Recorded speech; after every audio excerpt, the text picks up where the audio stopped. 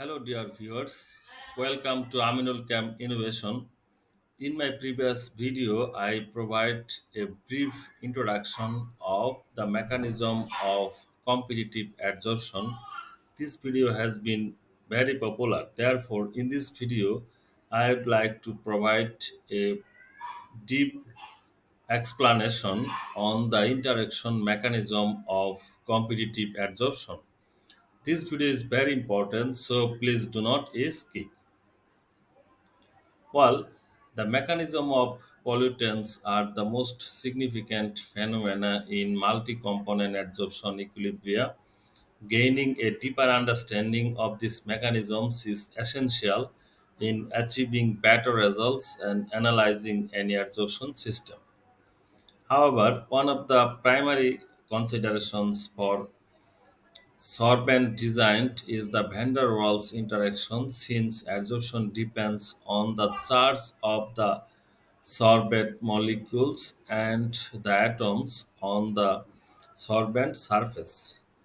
The van der Waals radius and particle surface charges determine the interactions.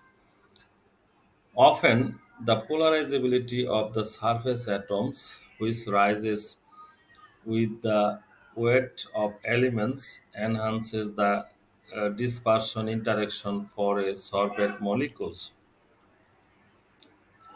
So here the interaction mechanisms of competitive adsorption is shown. Here it is compared for the first one is no interaction, the second one is synergistic effect, and the last one is antagonistic effect. If the adsorption capacity for single adsorbate system is equal to the binary adsorption system, then no interaction. However, if adsorption capacity for single adsorption system is greater than binary adsorption system, then it is called synergistic effect. On the other hand, if adsorption capacity for single adsorption is less than multi or binary adsorption system, then it is called antagonistic effects, where it is shown here adsorbent, pollutant A, pollutant B. This figure is very essential for understanding the interaction mechanism of pollutants in a competitive adsorption system. Now I will explain these three mechanism. The first one is synergism. Synergism is one of the three primary methods through which adsorbate molecules interact. It describes how combining two components in a solution provides the ability of the pollutants to adsorb when compared to using only one. I have provided an example in my previous video. Then comes antagonistic. This interaction is the opposite of synergism, called antagonistic. When a component is present in a solution with another element, its adsorption ability becomes less effective and antagonistic predominates. Then comes no interaction. The process is referred to as no interaction when the presence of another pollutant does not impact how well the other contaminant is adsorbed in a binary solution.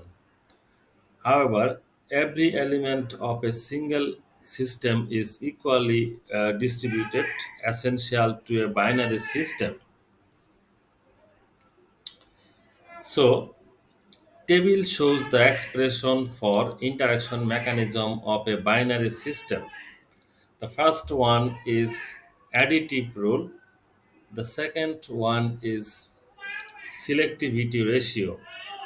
The third one is relative percent adsorption. And fourth one is adsorption affinity. And fifth one is p factor, and these are the expression how this mechanism is calculated. These are the references, and these are the meaning of these equations. So now I will explain individually. Initially, the additive rule. There is synergism when the ratio of the adsorption capacity of a component in a binary system to that in a single system is higher than 1. If it is less than 1, then there is antagonism. If the ratio is equal to 1, then there is no interaction. This is called additive rule. So using this additive rule, you can easily identify whether your system is synergistic, antagonistic, or no interaction. Then comes selectivity rule.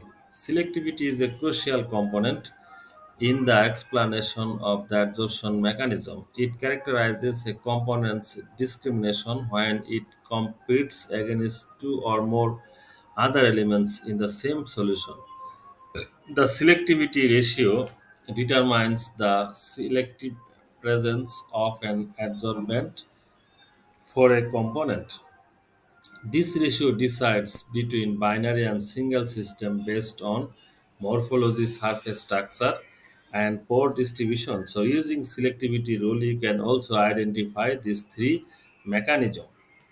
Number three is relative percent adsorption. This is easy to identify. Relative percent adsorption RQ explain the interaction mechanism used. There is no molecular interaction if the value of RQ is 100.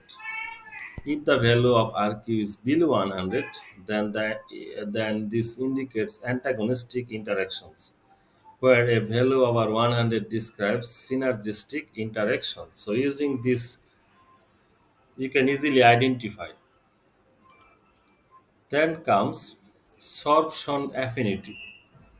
The sorption affinity helps describe reactions. The adsorption capabilities of adsorbents in a binary system can be compared, and it may be considered for correlation metric with hydrophobicity, van der Waals contracts, and molecular connectivity.